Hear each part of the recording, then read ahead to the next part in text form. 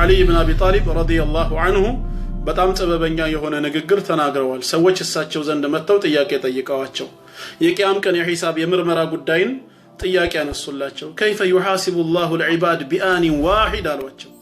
አላህ ባሮቹን በጠቅላላ የቂያም ቀን እንዴት ነው በአንድ ጊዜ የሚተሳሰባቸው አሉ። ምክንያቱም በአሁኑ ሰዓት ዓለማችን ላይ ወደ 7 ቢሊዮን የሚጠጉ ሰዎች አሉ። ከአባታችን አደም አለይሂ ሰላም ዘመን ጀምሮ እስካሁን ድረስ ያለው ከዚህ በኋላ የሚመጣውም ትውልድ ቢቆጠር ከቢሊዮን በላይ ትሪሊየን ኳትሪሊየን ሊገባ ይችላል። ይህን ያህል የሰው ዘር በትሪሊየን ወይ በኳትሪሊየን የሚቆጠር የሰው ዘር የቂያም ቀን በጌታችን አላህ ፍርድ ሚዛን ሲቆም እንዴት ነው ሁሉንም በአንድ ጊዜ የሚተሳሰባቸው? በአንድ ጊዜ እንዴት ነው አላህ የሚተሳሰባቸው? ምክንያቱም ዛሬ ፍርድ ቤት የምናየው አንድ ዳኛ የሚያስተናግደው በአንድ ጊዜ የአንድን ሰው ጉዳይ ነው። በወረፋ ነው፣ በሰዓት ነው፣ በቀጠሮ ነው። ሁለት ሰውን እንኳን በአንድ ጊዜ ማስተናገድ አይችልም። አላህ ቢሊዮኖቹን ትሪሊዮኖቹን በፊት ለፊቱ አቁሞ እንዴት ነው በአንድ የሚተሳሰባቸው ብሎ ተገርሞ ሲጠይቅ አሊ ኢብኑ አቢ ጣሊብ ምን አሉ? ከማ የርዙቁሁም ፊ አኒን ዋሂድ በአንድ ጊዜ ሲሳይ እንደሚሰጣቸው ነው አሉ። ምን ነው ዱንያ ላይ አላህ ሲሳይን ሲሰጥ መጀመሪያ ከሳዑዲ ነው እንደሚጀምረው?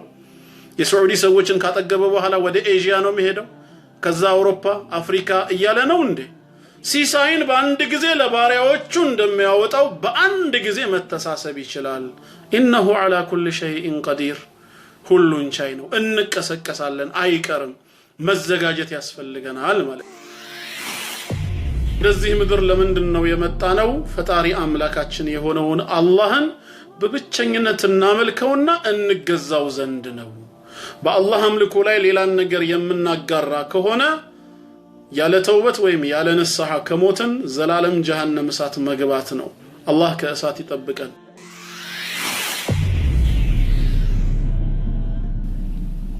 በአላህ አምልኮ ላይ አንዳችንም ነገር ሳያጋራ በተውሂዱ ጸንቶ በላ ኢላሃ ኢላላህ እምነት የሞተውን ባሪያውን በጀሃነም እሳት ላይቀጣው ነው። አላህን በብቸኝነት ተገዝቶ በዱንያ ላይ መኖር ጀነት ነው የሚከተው። አላህ የጀነት ሰው ይበለን። ይሄ ነው የሰዎች መብት። በዚህ ሰዓት ሙዓዝ ምን አለ ረዲየላሁ ዐንሁ? ቁልቱ አፈላ ኡበሽረ ናስ ያ ረሱላላህ ዐለይሂ ሰላቱ ወሰላም። ይህንን ሐዲስ ነው እንግዲህ ተመልከቱ። ሰዎቹን ላበስራቸው እንዲህ አለ። አላህን በብቸኝነት ካመለካችሁ በህይወት ዘመናችሁ እሱን ብቻ ከተገዛችሁ ካላጋራችሁበት ጀነት ይከታችኋል አይቀጣችሁም ብዬ ላበስራቸው እንዴ ሲል ቃለ ሰለላሁ ዐለይሂ ወሰለም ላ ቱበሽሩሁም አታበስራቸው አሉ። ፈየተኪሉ ይሳነፋሉ። ሌሎች ትዕዛዞችን ከመፈጸም ወደ ኋላ ይቀሩና ነገ ለቅጣት ሊዳረጉ ስለሚችሉ አታበስራቸው ይሳነፋሉ አሉ። ግን ይሄው ሐዲሱን ሙሉን ዛሬ እየቀራ ነው አይደለም እንዴ? ብስራቱንም ሙዓዝ የጠየቀውንና እሳቸውም አታበስር ያሉትን ጭምር አብረን እኮ እዚህ ያነበብ ነው። ታዲያ እንዴት ወደኛ ደረሰ? ይሳነፉብኛል ኡመቶቼ ህግጋትን ጥሰው ደግሞ ለቅጣት ስለሚዳረጉ አታበስራቸው ማለታቸውም ጭምር አብሮ ሐዲሱ ይሄው ዛሬ እኛ ጋር ደርሶ እየቀራ ነው አይደል? ምንድነው ሚስጥሩ ሲባል فاخبر بها معاذ رضي الله عنه عند موته تأثما ሊሞት አካባቢ ግን ሙዓዝ ኢብኑ ጀበል አውጥቶ ተናገረው። ለምን? ተአثመን ኃጢያት ውስጥ እንዳይገባ ፈርቶ። የምን ኃጢያት? ዒልምን የመደበቅ ከረሱል ሰለላሁ ዐለይሂ ወሰለም የተገኘ አንድን ዒልም ሳይናገር በዛው ቢሞት ለምን ደበቅ ተብሎ አኺራ እንዳይጠየቅ በመፍራት መጨረሻ ላይ ወጣ ማለት። إذا كنت في الدنيا عن الخير عاجزا فما أنت في يوم القيامة صانع. أعوذ بالله السميع العليم من الشيطان الرجيم. بسم الله الرحمن الرحيم. الحمد لله رب العالمين. الصلاة والسلام على نبيه الصادق الأمين نبينا محمد صلى الله عليه وعلى آله وصحبه وسلم أجمعين. السلام عليكم ورحمة الله وبركاته. ودنا يتكبراته مسلم وندموچنا እህቶቼ እንደምን አደራችሁ? እንደምን ዋላችሁ? እንደምን አመሻችሁ? ይሰማችኋል?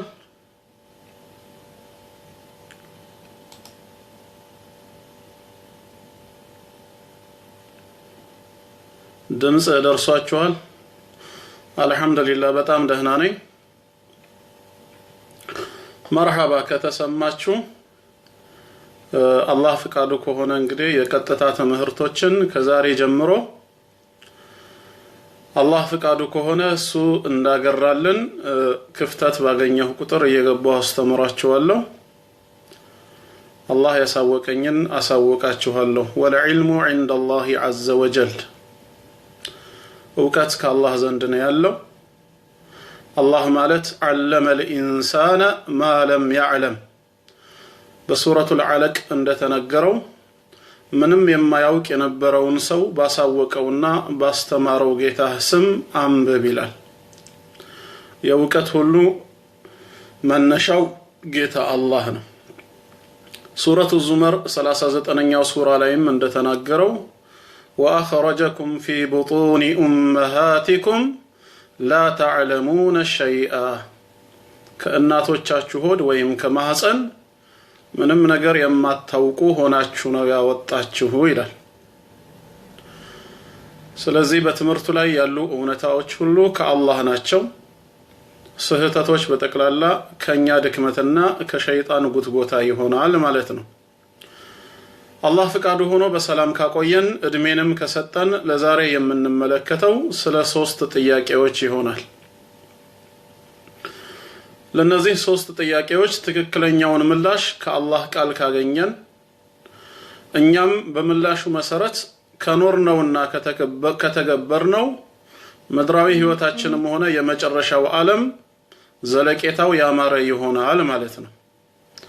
እነዚህ 3 ጥያቄዎች የማንነት ጥያቄ በመባል ይታወቃሉ። እኔ ማን ነኝ ለሚለው የማንነት ጥያቄያችን ምላሽን መስጠት የሚችሉ ናቸው። ዲን አልኢስላም በቂ በሆነ መልኩ ለ3ቱ ጥያቄዎች ምላሽን አቅፏል። አንደኛ ማን ፈጠረኝ? ከየት ነው የመጣሁት? ይሄ የሁላችንም ጥያቄ ነው። ማን አስገኘን? ማን ፈጠረን? ከየት ነው የመጣነው? ዝም ብለን በአጋጣሚ ነው የተገኘነው? የኢቮሉሽን ውጤት ነን? አዝጋሚ ለውጥ ግኝቶች ነን? ወይስ የቢግ ባንግ ቲዮሪ ክስተት ነን? እኛ ማንን? ከየት መጣን? ማን ፈጠረን? የሚለው የመጀመሪያው የማንነት ጥያቄያችን ነው። ለዚህ ጥያቄ ትክክለኛውን ምላሽ ያገኘ ሰው ወደ ሁለተኛው ጥያቄ ይገባና ለምንድን ነው የተፈጠርኩት ይላል። ምንድን ነው የመፈጠራችን ዓላማው? በዚህ ምድር ላይ መገኘታችን መፈጠራችን ለምን ዓላማ ነው? ይህንንም ጥያቄ ምላሽ ልናገኝለት ይገባል። ሶስተኛው ደግሞ ለምን እንደተፈጠርን ከገባን ወደዚህ ዓለም የመምጣታችን ሚስጥርን ካወቅን ወዴት እጓዛለሁ የሚለው የመጨረሻው ጥያቄያችን ነው። ጉዞ ወዴት ነው? ህይወት የሚባለው ነገር ምንድነው? መጨረሻው ሞተን ነው ምንቀረው ወይስ ዳግም ከሞት በኋላ እንቀሰቀሳለን? ከሞት በኋላ ዳግም ከተቀሰቀስንስ ምንድነው እዛ የሚገጥመን ህይወት? ህይወት ምን ይመስላል? በተድላ ነው የምንኖረው በስቃይ ወይስ ተመልሰን እዚሁ ዱንያ ላይ ሁለተኛ ህይወትን እንጀምራለን? እነዚህ 3ቱ ጥያቄዎች የማንነት ጥያቄዎች ናቸው። ለነዚህ 3 ጥያቄዎች ተገቢ የሆነውን ምላሽ ካላገኘን ህይወት ትርጉም አልባ ነው። ከእንስሳም አንለይም።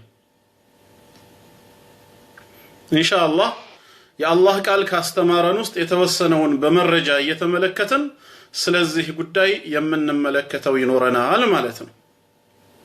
የሚነገራችሁ ነገሮች ሁሉ ማስረጃ አላቸው። አላህ እንደዚህ አለ፣ መልእክተኛው ረሱል ሰለላሁ ዐለይሂ ወሰለም እንደዚህ ብለው አስተማሩ በማለት ምንጭ ሳይጠቀስ ትምህርት አይሰጥም። ኢስላም ለየት የሚያደርገው አንደኛው ማስረጃ ላይ የተመረኮዘ እምነት መሆኑ ነው። ስለዚህም ኢንሻአላህ ማስረጃዎችን እየተመለከትን አብረን እንቆያለን። አላህ ጊዜውን በረካ ያደርግልን። ማን ፈጠረኝ ማን አስገኘኝ ለሚለው የመጀመሪያው የማንነት ጥያቄ ቁርአን መልስ አለው። ዝም ብለን አልተገኘንም፣ በድንገት ብቅ አላልንም። ወላጆቻችንም ወይም አያት ቅድመ አያቶቻችንም ዝንጀሮዎች አይደሉም፣ ከዝንጀሮ የመጣን ዘርንም አይደለንም። በፕሮግራም በእቅድ ለታላቅ ዓላማ በአንድ ፈጣሪ በአላህ የተፈጠርን ፍጡሮች ነን። እኛ ፍጥረቶቹ በፈጣሪ አምላካችን አላህ በሱ ፕሮግራም መሰረት የተገኘንና የተፈጠርን ነን። ያለ ፈጣሪ ፍጡር ሊኖር አይችልም። ፍጥረት ካለ ፈጣሪ አለ፣ ግኝት ካለ አስገኝ አለ፣ ድርጊት ካለ አድራጊ አለ ብለን እናምናለን። ሁላችንም የአላህ ፍጥረቶች ነን። በአይን ስላላየነው ሲናገር መለኮታዊ ቃሉን ስላልሰማነው ወይም እንደ ፍጥረታት ስላልዳሰስነው ጣዕም ኖሮት ስላልቀመስነው ጠረን ኖሮት ባፍንጫችን ስላላሸተትነው የለም ማለት አይደለም። ሴንስ ኦርጋንስ የስሜት ህዋሳቶች የነገሮችን መኖር ሊያረጋግጡ ይችላሉ እንጂ አለመኖርን መግለጽ አይችሉም። እነሱ ያልዳሰሱት ያላሸተቱት ያልቀመሱት ያልነኩትና ያላዩት ነገር የለም ማለት አይደለም።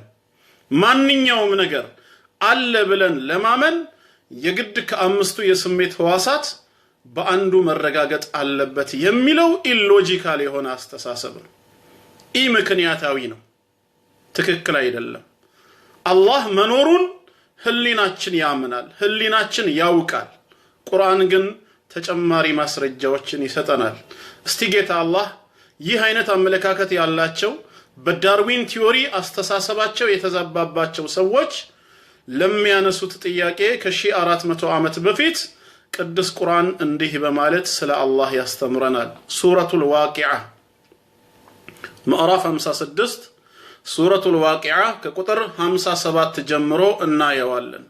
አዑዙ ቢላሂ ሚነሽ ሸይጣኒር ረጂም نحن خلقناكم فلولا تصدقون أيوه فتاري أملاكاتنا الله سيناقر نحن خلقناكم أنيا فترناكو إلال فتاري أملاكاتنا الله عندنا سلا أنيا نتو بليلاكال لبتشاو ببروغرام بسفيو متابتالو سيناقر من إلال نحن خلقناكم أنيا فترناكو فلولا تصدقون أترقاقتم أتامنوا من دي إلال እሱ እንደፈጠረን እሱ ጌታችን እንደሆነ አታምኑም ወይ?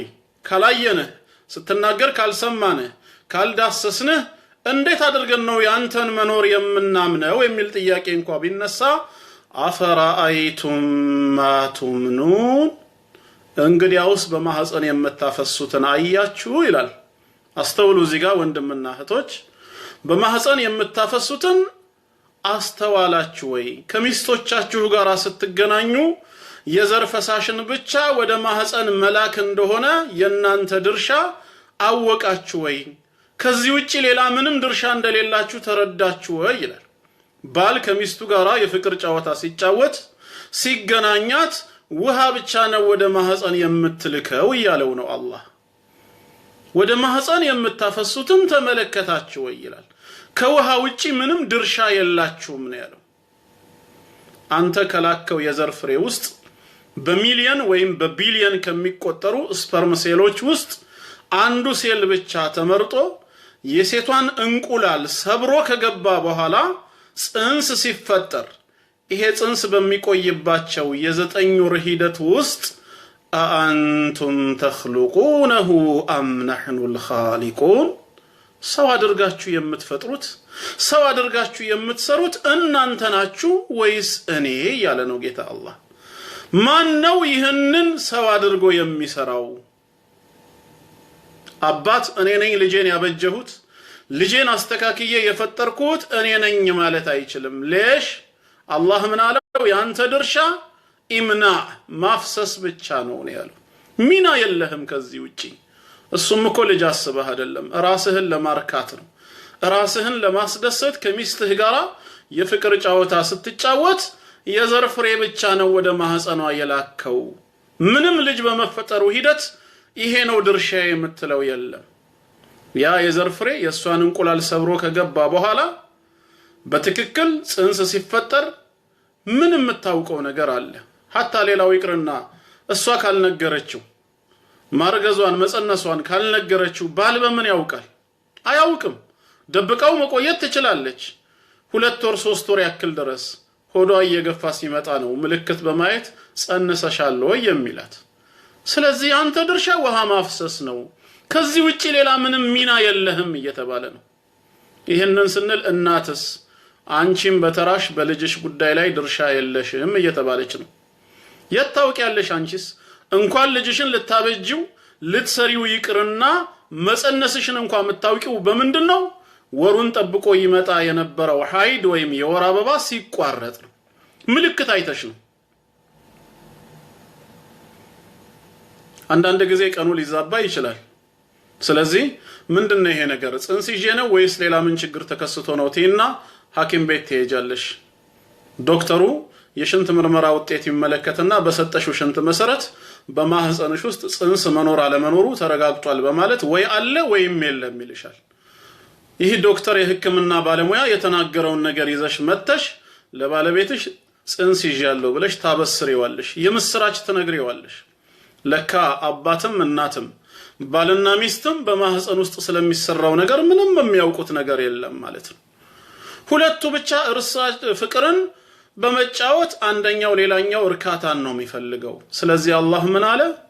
አፈራአይቱም ማ ቱምኑን አአንቱም ተኽሉቁነሁ አም ነሕኑል ኻሊቁን። ያ ያፈሰሳችሁትን ነገር ሰው አድርጎ የሚሰራው እኔ ካልሆንኩኝ ማን ነው እያለ ነው። አይደለም በዳርዊን ቲዮሪ ዳርዊንን ራሱ በእናቱ ማህፀን በዚህ መልክ እኔ ነኝ የፈጠርኩት እያለ ነው ጌታ አላህ። ይሄ በራሱ ለኔ መኖር ማስረጃ ነው። ቁርአን በዚህ መልክ ነው የሚናገረው።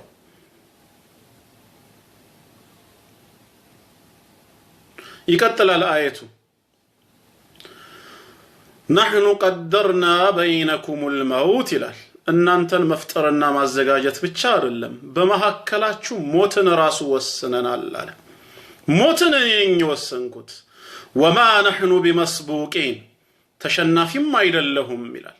በመፈልገው ሰዓት ከመቃብር እናንተን ጠርቼ ለመቀስቀስ ምንም የሚያቀተኝ ነገር የለም ማለት። እናንተን ፈጥሬ ሞትን በውስጣችሁ ወስኜ በእለተ ሞታችሁ ከገደልኳችሁ በኋላ የውሙል ቂያም የቂያም ቀን ደግሞ ከምድር አፈር እናንተን መቀስቀስ እኔን የሚያቀተኝ ነገር አይደለም፣ ቀላል ነው። ከፈለኩኝ على أن نبدل أمثالكم يننتنو أمسايا كير أوتاتشوها اللوالا وننشئكم فيما لا تعلمون منم بما توقت ملكو آنساتشوها اللو دقامي أسغنياتشوها اللو إيهيس اسما من كبداتشو كموتن أفر كهونننا كبسبسن بوهالا داقم انديت النكسكسالن ميلون ونت لمكبل كبداتشو باروچه هوي ولقد علمتم النشأة الأولى የመጀመሪያይቷን አፈጣጠር በርግጥ አውቃችሁ አይደለም እንዴ ይላል። ከደካማ ውሃ ከዝልግልግ ስፐርም ከሱ መፈጠራችሁን ታውቃላችሁ አይደል? ፈለውላ ተዘከሩን ታዲያ አትገሰጹም አታስታውሱም? እናንተን ከደካማ ውሃ ካልነበራችሁበት ማምጣትና ማስገኘት ከቻልኩኝ አሁን ካላችሁበት መቃብር መቀስቀሱ እንዴት ይከብደኛል? ለምን ይሄንን አታስተውሉም እያለ ነው አላህ። ይሄ የኔ ስራ ነው የሚለው። አዎ የጌታችን የአላህ ስራ ነው። ስለዚህም አየቱ ረጅም ነው፣ እስከ ቁጥር 74 ድረስ ይሄዳል። ተአምራቱን አላህ የሚገልጽበት አምላክ መሆኑን የሚናገርበት ነው። አላህ አለ ብለን ስናምን እርግጠኞች ከመሆናችን ጋራ እነዚህንም አንቀጽ እንደ ማስረጃ መጠቀም ስለምንችል ነው። ሱረቱ ጡር ላይ እንሂድ። በምዕራፍ 52 ሱረቱ ጡር ቁጥር 35 እስከ 36 አላህ ምን ይላል በዚህ አየት ላይ? በምዕራፍ 52 ቁጥር 35 እስከ 36 አም ኹሊቁ ሚን ገይሪ ሸይ ያላንዳች ፈጣሪ ተፈጠሩ እንዴ ይላል። ፈጣሪ ሳይኖር እንዴት ፍጡር ሊኖር ይችላል? አድራጊ ሳይኖር እንዴት ድርጊት ይከሰታል? ሰሪ ሳይኖር እንዴት ስራ ይገኛል እያለ ነው። አም ኹሊቁ ሚን ገይሪ ሸይ ያላንዳች ፈጣሪ ተፈጠሩ ፈጣሪ ሳይኖር ፍጡር ሊኖር አይችልም አም ሁሙል ኻሊቁን ወይስ ራሳቸውን በራሳቸው ፈጠሩ ይላል አላህ ራስንስ በራስ ማስገኘት ይቻላል አይቻልም ከመኖራችን በፊት የሌለን ባዶ ፍጥረታት ከሆነን ባዶ የሆነ ነገር ያለን ነገር ማስገኘት አይችልምማ ስለዚህ ራሳችን በራሳችንንም መፍጠር አንችልም አም ኸለቁ السماوات والارض ወይንስ ሰማያትና ምድርን እነሱ ፈጠሩ ይላል ጌታ አላህ ቢያንስ የነሱን መፈጠር አላህ እንዳስገኛቸው ካስተባበሉ እንኳን እሺ ሰማያትና ምድርን ማን የፈጠረው ይያለ ነው ለምንድን ነው ይሄንን የሚለው አንደኛ በማንኛውም የሰው ልጅ ታሪክ ውስጥ ድሮ በእኛ ጊዜ ሰማይ ወይ ምድር የሚባል ነገር አልነበረም የሚል ሰው የለም ተግባባን በእኛ ጊዜ እኮ ምድር የሚባል ነገር የለም ሰማይ የሚባል ፍጥረት የለም ብሎ የተናገረ ወይ የተጻፈ የለም ይሄ ማለት በሌላ አገላለጽ ሰማይና ምድር ቢያንስ ከሰው በፊት ቀዳሚ ፍጥረት ነበሩ ከሰው በፊት የነበሩ ፍጥረት ናቸው ጉዳዩ እንደዛ ከሆነ ታዲያ ጥያቄው ምንድነው እናንተን ፈጣሪን ስላላያችሁት አላህን ስላልተመለከታችሁት እኛን አልፈጠረንም ፈጣሪ የሚባል ነገር የለም የምትሉ ከሆነ ሰማያትና ምድር ከናንተ በፊት የነበሩ ቀዳማይ ፍጥረቶች ማን አስገኛቸው ታዲያ እነሱን ማን የፈጠራቸው ሶስቱ ጥያቄዎች የአላህን መኖር ነው የሚያሳዩት አንድ ያለ አንዳች ፈጣሪ ተፈጠሩ እንዴ የሚለው የሚያሳየው ያለ ፈጣሪ ፍጥረት ሊኖር እንደማይችል ያለ አድራጊ ድርጊት እንደማይከሰት ያለ ሰሪ ስራ እንደማይኖር በመግለጽ እኛ ፍጥረቶቹ ፈጣሪ አምላክ አላህ መኖሩን የሚያሳይ ነው ሁለተኛ ራሳችሁን በራሳችሁ ፈጠራችሁ የሚለው ደግሞ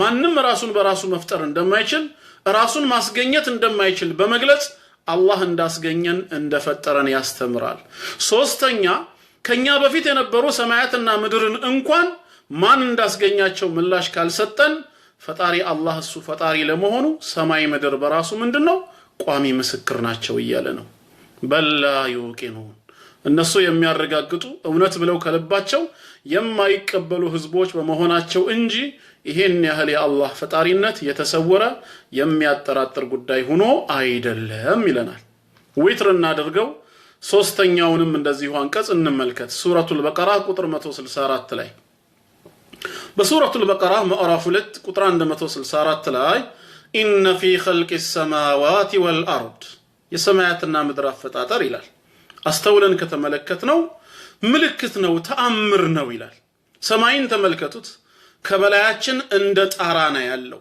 ዘመናትን አስቆጥሯል አንድ ቀን ግን ተሰንጥቆ ያውቃል ምን ማለት ነው ከተባለ ይሄው ከቤታችን በላይ የገነባ ነው ጣራ አመታትን የተወሰነ ጊዜ ካስቆጠረ በኋላ መሰነጣጠቅ ይጀምራል ቆርቆሮም ከሆነ ይበላሻል ይቀደዳል አንድ ቀን ላያችን ላይ ይፈርሳል እንልና እናሳድሰዋለን በጣራው ላይ 100% አንተማመንም የፈለገ ቢሆን መታደስ ግድ ነው ሰማይ ከበላያችን ይወድቃል ብለን ለምንድን ነው ማንሰጋው አንድ ቀን ሰማይ ላያችን ላይ ቢወድቅስ ለምን አንፈራ ለምንድን ነው ማንፈራው ምሰሶው ኃይለኛ ነው ሰማይን ደግፎ ያዘው ምሰሶ ጠንካራ ነው እንዳንል አላህ ምንድነው ያለው بغير عمد ترونها ብሏል እናንተ የምታዩት የሆነ ምሰሶ የለም ሰማይን ያለ ምሰሶ ነው ያቆምኩት ብሏል እሺ ለምንድነው ስጋት የማይገባን ሰማይ ለምንድነው የማይወድቀው አላህ ምን አለን ومن آياته أن تقوم السماوات والأرض بأمره ያለው አላህ ከተአምራቶቹ ከምልክቶቹ መካከል ሰማያትና ምድር በሱ ትእዛዝ በሱ ፈቃድ ስር መኖራቸው ነው ያለው አላህ ጠባቂ ስለሆነ ነው ሌላ ነገር ስላለ አይደለም ከፈለገ ሊደረባብን ይችላል በላያችን ላይ ኢነላህ يمسك السماوات والأرض أن تزولا አላህ ሰማያትና ምድር ከቦታቸው እንዳያገሉ ይጠብቃቸዋል አለ የግራቪቲ ሲስተም አይደለም እየጠበቀን ያለው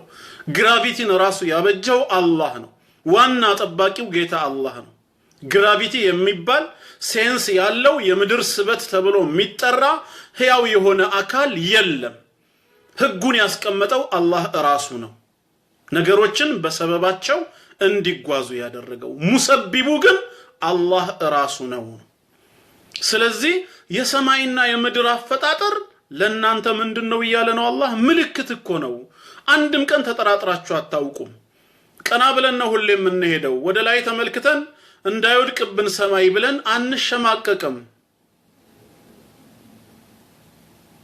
የምድርም እንደዚሁ ለምንድነው ምድር ማታረገርግብን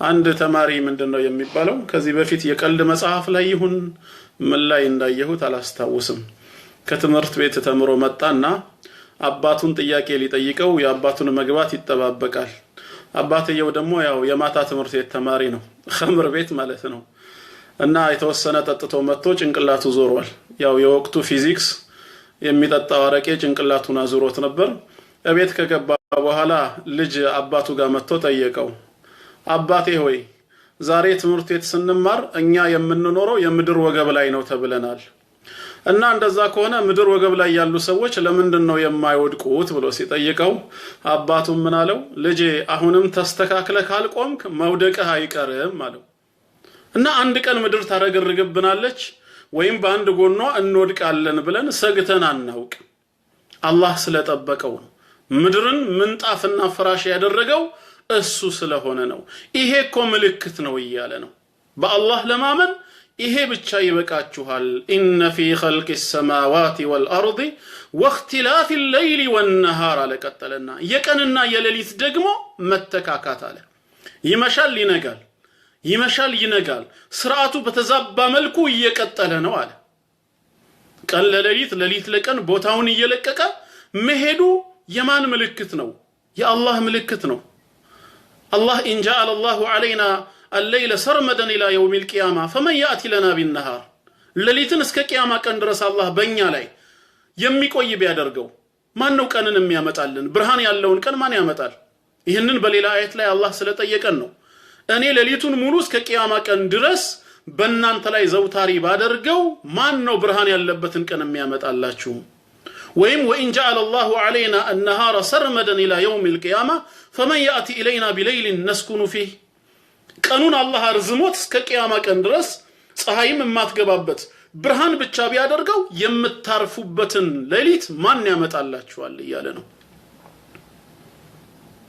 ሌሊትና ቀን ተተካክተው በዚህ ስርዓት መሄዳቸው والفلك التي تجري في البحر ለቀጠለና በባህር ላይ የምትንሻለለውም እንደዚሁ ጀልባ መርከብ ምልክት ናቸው ይላል አላህ ነው ከያገራው በባህር ላይ እንዳይሰጥሙ አላህ አግርቶት እኮ ነው እስቲ ምን አማን ኖሮ ነው በባህር ላይ ልክ ምድር ላይ እንደምንጓዘው ሰላም ብለን የምንሄደው ጀልባዎች ባህር ላይ እንዲጓዙ አላህ እኔ ነኝ ያገራሁላችሁ ይያለ ነው ይሄ ሁሉ ለኔ ማስረጃ ነው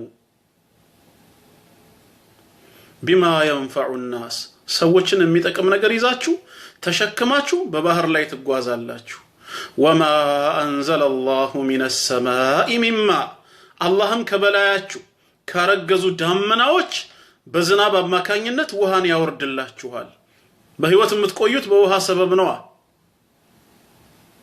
ይሄ ሁሉ ለእናንተ ምልክት አይሆናችሁም ወይ فاحيا به الارض بعد موتها ምድር ከሞተች በኋላ ሕያው ያደርጋታል ለም ያደርጋታል እጽዋትን እንድታበቅል በውሃ ሰበብ ምድርን ወደ ህይወት ይመልሳታል وبث فيها من كل دابة ከየተንቀሳቃሹ በምድር ላይም አላህ ይፈጥራል ይበትናል وتصريف الرياح ንፋሶችንም ወደሚፈልገው አቅጣጫ አላህ ያስኬዳቸዋል ያስጉዛቸዋል እነዚህ ሁሉ والسحاب المسخر بين السماء والارض በሰማይና በምድር መሃል ሆነውም አላህ የገራቸው ዳመናዎች አሉ ዝናብን ተሸክመው የሚጓዙ ለአያት لقوم يعقلون ለሚያስተነትኑ ለሚረዱ ለሚገነዘቡ ህዝቦች ምልክቶች ናቸው ይላል ፈጣሪ አምላካችን አላህ አለ فهو الحق መኖሩ ምንም የሚያጠራጥር ነገር አይደለም ስለዚህም ማን ፈጠረኝ ለሚለው ምላሻችን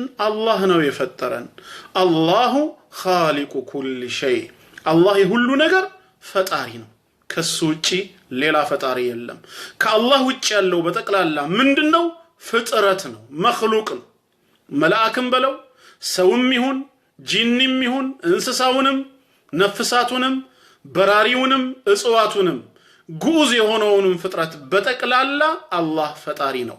አላሁ ኻሊቁ ኩሊ ሸይ የሁሉም ነገር ፈጣሪ እኔ ብቻ ነኝ ይላል። እሱ ፈጣሪ ነው። ወማ ሲዋሁ መኽሉቅ ከአላህ ውጭ ያለው በጠቅላላ ፍጥረት ነው። ይሄ ነው እንግዲህ አንደኛው ጥያቄያችን ማን ፈጠረን ለሚለው። ወደ ሁለተኛ ነጥብ እንግባ። መርሐባ ከተግባባን በዚህ ለምንድን ነው የተፈጠርነው? አሁን ዋናው ጥያቄ እዚህ ጋር ነው። ለምንድን ነው ወደዚህ ዱንያ ላይ የመጣነው? የመፈጠራችንስ ዓላማ ምንድነው?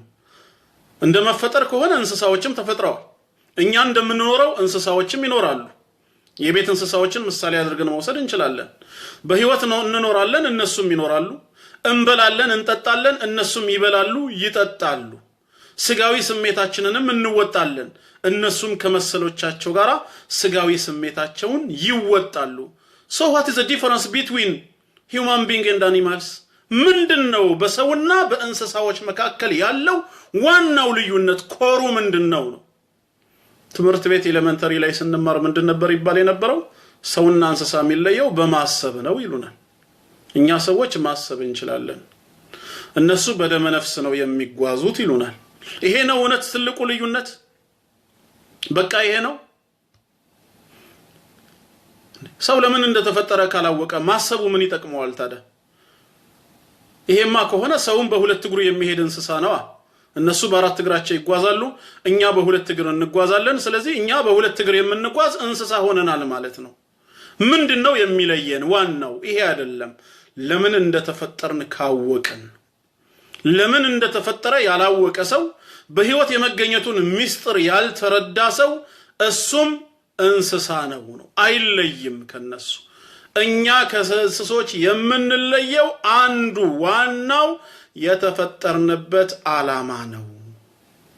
ምንድነው እሱም ከተባለ አላህ እንስሳዎችን ሲፈጥራቸው ለኛ ዓላማ ነው የፈጠራቸው፣ ለኛ ግልጋሎት ነው የፈጠራቸው። እኛ ግን የተፈጠርነው ለአላህ ለራሱ ነው፣ እናመልከው እናገለግለው ዘንድ ነው። እንስሳዎችን ለሰው ልጅ ግልጋሎት ሲፈጥራቸው፣ ሰዎችን ደግሞ አላህን ለማገልገል አላህን ለማምለክ ተፈጥረዋል። ይሄ ነው ትልቁና ዋናው ልዩነት። አላህን ለማምለክ አላህን ለመገዛት መፈጠሩን የዘነጋ ሰው ከእንስሳም የባሰ ነው። የአላህ ቃል ምንድነው የሚለው? ሱረቱል በቀራ ቁጥር 29 ላይ هو الذي خلق لكم ما في الأرض جميعا በምድር ላይ ያለውን ሁሉ ለእናንተ ነው የፈጠረላችሁ ይላል። በምድር ላይ ካሉት አንዱ እንስሳዎች ናቸው። እንስሳዎች ለኛ ግልጋሎት ተፈጥረዋል። ስለዚህ ምን እናደርጋለን? እናርዳቸዋለን። እነሱንም በማረዳችን የኃጢያተኝነት ስሜት አይሰማንም። ወንጀል እንደፈጸምን አድርገንም አንቆጥርም። ለኛው ግልጋሎት ተፈጥረዋል። ይሄን አውቀናል ማለት ነው። ስለዚህ ከስጋቸው እንመገባለን፣ ወተታቸውን እንጠጣለን፣ ቆዳቸውን ደግሞ እንለብስበታለን፣ ብርድ እንከላከልበታለን። እኔስ ለምን ዓላማ ተፈጠርኩ ታዲያ? ከነሱ ለየው በምንድነው? አዎ አላህን ለማምለክ የተፈጠርኩ ነኝ።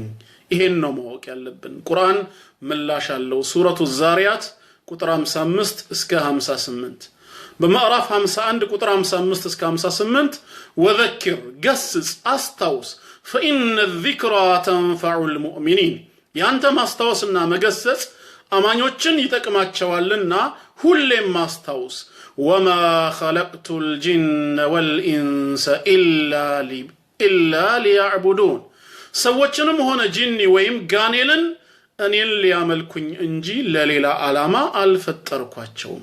ወደዚህ ምድር አላህ ሲፈጥረን ትልቁ ዓላማው እሱን በብቸኝነት እናመልከው ዘንድ ነው። ጌታ አላህ አምላካችን ፈጣሪያችን መሆኑን አውቀን እናመልከው ዘንድ ነው። ታዲያ እንዴት ነው የሲሳያችን ጉዳይስ? አላህን በማምለክ ጉዳይ ላይ ከተጠመድን ሲሳያችንንስ ማን ይችለናል ስንል ምን አለ ጌታችን? ማ ኡሪዱ ሚንሁም ሚን ሪዝቅ እኔ ከናንተ ሲሳይን አልፈልግም ማለት ወማ ኡሪዱ አን ይطعሙን እንዲመግቡኝም አልሻም ማለት ራሱ ሲሳይን ሰጪ ጌታ ነውና ኢነላህ ሁወ الرزاق ذو القوة المتين አላህ ራሱ ሲሳይን ሰጪ የብርቱ ኃይል ባለቤት ነው። እኔ የምፈልገው ከናንተ ተገዙኝ፣ አምልኩኝ፣ ሲሳዩን እኔ እችላችኋለሁ። ረሱል ሰለላሁ ዐለይሂ ወሰለምን እያናገረ ጌታ አላህ መልእክት ለኛ አስተላልፏል። ኺጣቡ በእሳቸው በኩል ሆኖ እሳቸውን እያናገረ ሙራዱ ግን እኛ ሆነናል። ምንድነው ያለው አላህ? ወአሙር አህለከ ቢሰላቲ ወስጠቢር ዐለይሃ ላ ነስአሉከ ሪዝቃ አለ። ቤተሰቦችህን በሰላት እዘዛቸው እንዲሰግዱ፣ በሷም ላይ እስከ ዕለተ ሞትህ ጽና። ላ ነስአሉከ ሪዝቃ ሲሳይን አንጠይቅህም አለ። አንተንም ሆነ ቤተሰቦችህን ትችላቸው ዘንድ ሲሳይ አንጠይቅህም። ነሕኑ ነርዙቁክ ለሲሳዩ እኔ በቃሃለሁ አለ። እኔ ሲሳዩን ሰጠሃለሁ፣ አንተ ግን ከነ ቤተሰብህ እኔን አምልከኝ፣ እኔን ተገዛኝ፣ እኔም ቤተሰቤም አላህን እናመልክ ዘንድ ተፈጥረናል ማለት ነው። ይሄ ነው የተፈለገው። ስለዚህ ወደዚህ ዓለም የመምጣታችን የመፈጠራችን ትልቁ ዓላማ ፈጣሪ አምላካችንን አላህን ልንገዛው ነው። ሱረቱል በቀራ ከቁጥር 21 እስከ 22 ላይም ይሄን ሐሳብ እናገኛለን። ማዕራፍ 2 ሱረቱል በቀራ ከቁጥር 21 እስከ ቁጥር 22 ያ አዩሃን ናስ እናንተ ሰዎች ሆይ ይላል ጌታ አላህ። ሁላችንንም ነው የሚያናግረን። ሰው ነኝ የሚልን በጠቅላላ መልእክቱ ይመለከተዋል። እናንተ ሰዎች ሆይ እዕቡዱ ረበኩም አለዚ ኸለቀኩም ያ እናንተን የፈጠራችሁ የሆነውን ጌታ አላህን አምልኩ ይላል። ያልፈጠረ አይመለክም። የሚመለከው ማን ነው? ፈጣሪ ነው። ወለዚነ ሚን ቀብሊኩም ከናንተ በፊት የነበሩትንም የፈጠረና ያስገኘ የሆነ አያት ቅድመ አያቶቻችሁንም የፈጠረ የሆነውን አላህን ተገዙት። ለዓለኩም ተተቁን እሱን ትፈሩትና ትጠነቀቁ ዘንዳ አላህን አምልኩ፣ ተገዙ። አላህ እኮ ማለት አለዚ ጀዐለ ለኩሙል አርض ፊራሻ ምድርን ለናንተ ምንጣፍ ያደረገላችሁ እኮ ጌታ ነው ይላል። ምድር የምትመች ምንጣፍ ነች። የትም ቦታ ብንሄድባት አትጎረብጠንም። ብንተኛባት እንቅልፍ ነው የሚወስደን። እላይዋ ላይ ቤት እንሰራለን፣ እላይዋ ላይ እናርፋለን። ለሰው ልጅ የሚመቸው ሁሉ ሲሳያችንም ከላይዋ ላይ ነው የምናገኘው። እጽዋቶችን የምታበቅለው እሷ ነች። ምድርን ለናንተ ምንጣፍ አድርጌዋለሁ አለ። ትመቻለች ለሁሉ ነገር። ወሰማአ ቢናአ ሰማይን ደግሞ ከላያችሁ ጣራ አድርጌላችኋለሁ አለ። ጣራ አድርጌላችኋለሁ። ጣሪያነቷ ደግሞ ምን ያምራል! እንዴት ደስ ይላል! ኮርኒስ ያለው ቤት ደስ እንደሚል ሁላ ኮርኒስ የሌለው ቤት እንደሚያስጠላ ታውቃላችሁ። ጣራ የሌለው ቤት ውስጥ እንዴት ነው የምንኖረው? ሰማይ ባትኖር ኖሮ ዝም ብሎ ክፍት ቢሆን ኖሮ አያስጠላም ነበር ፍጥረቱ? ከላይ ሰማይ መሆኑ ጣራ መሆኑ ምንኛ ድንቅ አፈጣጠር ነው። ታምራለች። ሲመሽ ደግሞ አላህ ምን ያደርጋታል? በከዋክብት ያስጌጣታል። በኮከቦቿ ብርሃናማ ያደርጋታል። እኔ ከላያችሁ ምንጣፍን ማነው ጣራን አደረኩላችሁ ሰማይን፣ ከበታች ደግሞ ምንጣፍን ምድርን እኔ ነኝ የሰራሁት። ይሄን ጌታ ነው የምታመልኩት። ወአንዘለ ሚነ ሰማኢ ማአ ከበላያችሁም ደግሞ እንደገና ውሃን አወረደ ካረገዙ ዳመናዎች። ሌላ ሱራ ላይ ስለገለጸው ነው። ወአንዘልና ሚነል ሙዕሲራት ማአን ሰጃጃ እንዳለው ካረገዙ ዳመናዎች ራሱ ውሃን አወረድኩላችሁ። ፈአኽረጀ ቢህ በእነዚህ ውሃ ሰበብም አወጣሁላችሁ ይለናል። ሚነ ተመራት የተለያዩ አይነት ፍራፍሬዎችን ከምድር አበቀለ። ሪዝቀን ለኩም ለእናንተው ሲሳይ ይሆን ዘንድ አበቀልኩላችሁ። ታዲያ ይሄንን ብቻዬን ሳደርግ እያወቃችሁ ፈላ ተጅዐሉ ሊላሂ አንዳዳ ለአላህ በአምልኮ ቢጤን አታበጁለት አለ። ሌላን አካል አትገዙ። ነብይም ሆነ መላኢካ የአላህ ሳሊህ ባሪያም ሆነ ወይም ሙታንን ወይ ጂኒን በመገዛት ቢጤን አታበጁለት። ወአንቱም ተዕለሙን እናንተ እያወቃችሁ ይሄን ሁሉም ያደርገው አንድ አላህ ብቻ መሆኑን እያወቃችሁ አምልኮ ላይ ግን አታጋሩበት ነው የሚለው። ለምንድን ነው የምናጋራው? ወገባችንን የፈጠረው ጌታ አላህ ከሆነ ሩኩዕ ልናደርግ ልናጎነብስ የሚገባው ለሱ ብቻ ነው። ዝቅ ብለን ስጁድ የምንወርደው ከአላህ ውጪ ለምንድን ነው? ሰውነታችንን የፈጠረው እሱ ብቻ ነው። ስለዚህ ከአላህ ውጪ ስግደት ለፍጡር አይገባም። ዒባዳ ለአንድ አላህ ብቻ የሚገባ የአላህ ግላዊ መብቱ ነው። በእኛ መፈጠር ላይ እኮ ፍጥረታት ድርሻ የላቸውም። አላህን ያገዘው ወይ ያማከረው ሐሳብ ያቀበለው የለም። በራሱ ዕውቀት በራሱ ችሎታ በራሱ ጥበብ ከሆነ የፈጠረን ስናመልከውም ብቻውን እንድናመልከው ነው የሚፈልገው። ይሄን ሁሉ ያወቃችሁ ቢጤን አታበጁልኝ ነው የሚለው። መገዛት ካለብን ይሄን ጌታ ብቻ ነው። ነቢያትንም እኮ የላከው ለዚህ ዓላማ ነው፣ ለሌላ አይደለም። የተፈጠርነው ለዒባዳ ነውና አላህን በብቸኝነት እንድንገዛ ነው። ሱረቱ ናህል ቁጥር 36 ላይ እንደተገለጸው በምዕራፍ 16 ሱረቱ ናህል ቁጥር 36 ላይ ወለቀድ በዐትና ፊ ኩሊ ኡመቲን ረሱላ በእርግጥም በየህዝቡ ሁላ መልእክተኛን ልከናል ይላል ጌታ አላህ። ለምን ዓላማ ነው የላካቸው? አን ዕቡዱላህ አላህን በብቸኝነት ተገዙ፣ ወጅተኒቡ ጣጉት ከአላህ ውጭ ያለ አምልኮ በጠቅላላ ጣዖት ነውና ጣዖታትንም ከመገዛት ራቁ በማለት የነቢያቶች ሁሉ ዳዕዋ በዚህ መሰረት ላይ ነው የቆመው። አላህ የላካቸው መልእክተኞች ሁሉ ይሄን ትምህርት ሲያስተምሩ ነበር። ዒባደቱላሂ ዐዘ ወጀል ጌታ አላህን በብቸኝነት ማምለክ፣ እሱም ብቻ መገዛት፣ ከዛ በኋላ ያለውን አምልኮ በጠቅላላ ጣዖት መሆኑን በማወቅ ከጣዖት አምልኮ ራስን ማራቅ፣ በጣዖት አምልኮ መካድ። የተፈጠርነው አላህን ብቻ ልንገዛ ነውና ማለት ነው። ይሄ ነው ወደዚህ ዓለም የመምጣታችን ትልቁ ሚስጥር። ሱረቱ ኒሳ ቁጥር 36 ላይ ተገልጿል። በምዕራፍ 4 ሱረቱ ኒሳ ቁጥር 36 ላይ ወዕቡዱላህ አላህን በብቸኝነት ተገዙ፣ ወላ ቱሽሪኩ ቢሂ ሸይአ በሱ አምልኮም ላይ አንዳችም ነገር እንዳታጋሩ ይላል። አላህን ስታመልኩ፣ አላህን ስትገዙ ሌላን አካል እንዳታጋሩበት። ለአላህ የምትሰጡትን ዒባዳ ወይም አምልኮ ለፍጡር አሳልፎ መስጠት አይበቃም። ሽርክ ማለት ይሄ ነው። ወደፊት እሱም ቦታ ሲኖረው አላህ በፈቀደ መጠን በሰፊው እንመለከተዋለን። ዛሬ 3 ጥያቄ ብቻ ስላልን ለሶስቱ ጥያቄዎች ምላሹን እናይ ዘንድ ነው። እናም ወደዚህ ምድር ለምንድን ነው የመጣነው? ፈጣሪ አምላካችን የሆነውን አላህን በብቸኝነት እናመልከውና እንገዛው ዘንድ ነው። በአላህ አምልኮ ላይ ሌላን ነገር የምናጋራ ከሆነ ያለ ተውበት ወይም ያለ ንስሐ ከሞትን ዘላለም ጀሃነም እሳት መግባት ነው። አላህ ከእሳት ይጠብቀን። ሱረቱ ዙመር ቁጥር 65 ላይ እንዲህ ይላል። በምዕራፍ 39 ሱረቱ ዙመር ቁጥር 65 ላይ ወለቀድ ኡሕየ ኢለይክ ለረሱል ሰለላሁ ዐለይሂ ወሰለም መልእክቱ ዋናው ለኛ ነው። ነብይ በጌታው ላይ ያጋራል ወይ ያሻርካል ተብሎ በፍጹም አይታሰብም። ነገር ግን ጉዳዩን በእነሱ በኩል ማድረጉ ለኛ የሚያሳየው ምንድነው? ለነቢያቶች እንኳን እንደዚህ አይነት ትእዛዝ ከተሰጣቸው እኛ ደካማዎቹ ምን ያህል ጥንቃቄ ማድረግ እንዳለብን ትምህርት ለመውሰድ ነው። ወለቀድ ኡሕየ ኢለይክ በርግጥም ወደ አንተ ወህይ ወርዶልሃል ይላል፣ ወደ ረሱል ሰለላሁ ዐለይሂ ወሰለም። ወኢለ الذين من قبلك ወደ እነዚያ ካንተ በፊት ወደ ነበሩ ነቢያቶችና መልእክተኞች ሁሉ ወህይ ወርዷል፣ መልእክት ተላልፏል። ምን የሚል? ለኢን አሽረክት ብታጋራ፣ በጌታ አምልኮ ላይ ፍጡርን ጣልቃ ገብ አድርገህ ብታጋራ ለይሕበጠነ ዐመሉክ ስራህ በጠቅላላ ከንቱ ይሆንና የሰራኸው መልካም ስራ ሁሉ ይበላሽና ወለተኩነነ ሚነል ኻሲሪን ከከሳሪዎች ትሆናለህ መባልን ወደ አንተም ወደ በፊት ነቢያቶችም ተልኳል ይላል። ለነቢያት አታጋራ፣ በጌታ አምልኮ ላይ አታሻርክ የሚል ትእዛዝ ከመጣ ለኛስ ነብይ ያሻርካል ተብሎ ይታሰባል እንዴ? ለህዝቦቹም እኮ ሰበቡል ሂዳያ የሚሆነው እሱ ነው። የተውሂድን መንገድ በማስተማር ከሽርክ የሚያስጠነቅቀው ነብይ ነው። ነብይ ያልተገበረውን ማንም ሊተገብረው አይችልም።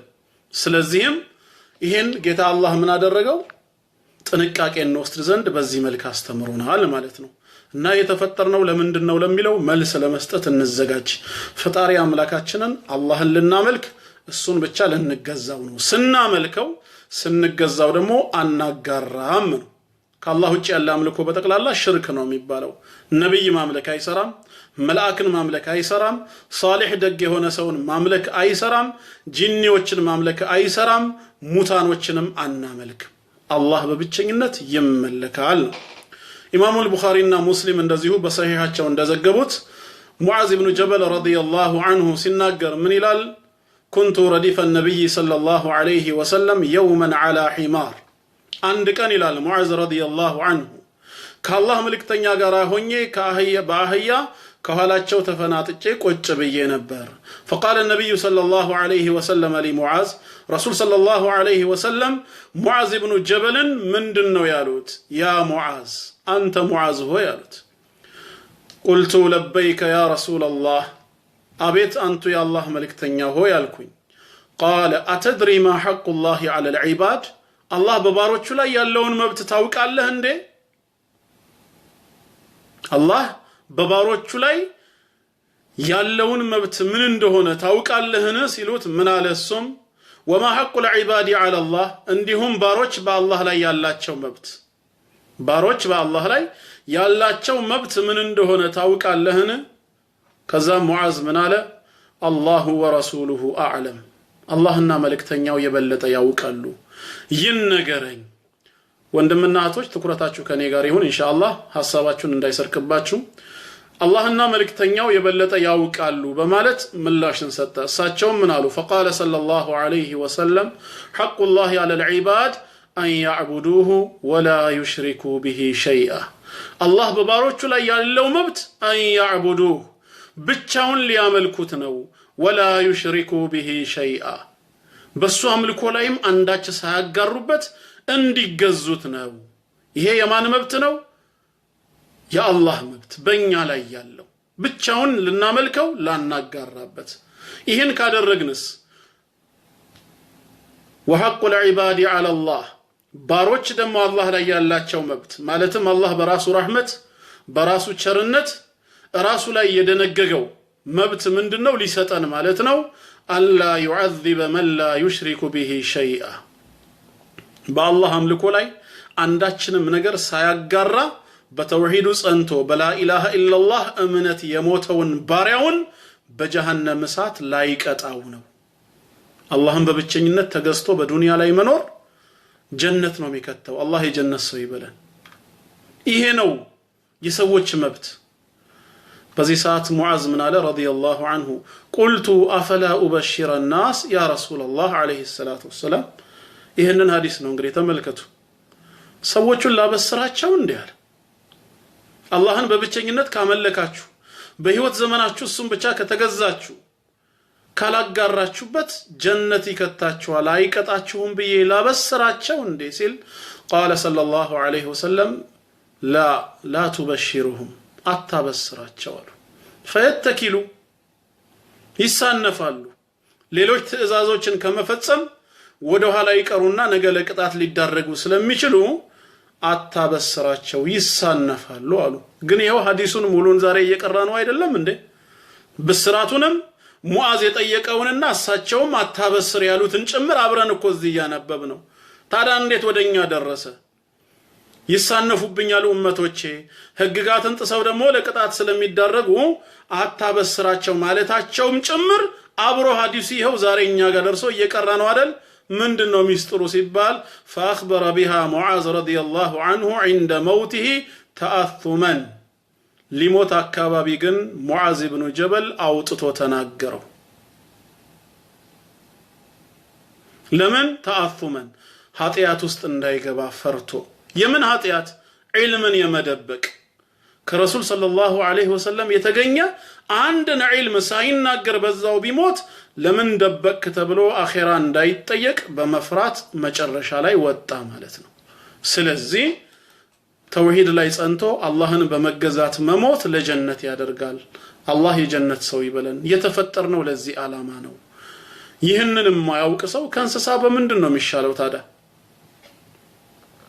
مرحبا ይሄንን ካወቀን ወደ ሶስተኛው ጥያቄ እንሂድ የመጨረሻውና ወሳኝ እሺ ወዴት ነው የሚሄደው አላህን ተገዛን ለምን እንደተፈጠርን አውቀናል አላህን ለማምለክ መሆኑን ተረዳን መጨረሻችን ምንድነው ህይወት የሚባለው ነገር በዚህ ሞት ነው እንደሚያከትምለት አይደለም ዳግም እንቀሰቀሳለን ሌላው ከእንስሳ የምንለየው ሁለተኛው ደግሞ እዚህ ጋር ነው ቅድም የተፈጠርንበት ዓላማ ብያችኋለሁ አይደል አሁን ደግሞ ሌላው ዋነኛው ከእንስሳ የሚለየን ሶስተኛው ነጥብ ነው እዚህ ጋር ምን ሞተን አፈር ሆነን አንቀርም እንስሳዎችም ይሞታሉ እኛም እንሞታለን ከነሱ ለየት የሚለው ግን የኛ ዳግም እንቀሰቀሳለን በጌታ አምላካችን በአላህ ፊት ለፍርድ ሚዛን እንቆማለን የእምነታችንና የሥራችንን ዋጋ እንቀበላለን አማኞችና መልካም ሰሪዎች በጀነት ዘላለም ሲኖሩ የተድላን ህይወት اللهم اجعلنا منهم كهاديانوችና ኃጢያተኞች ግን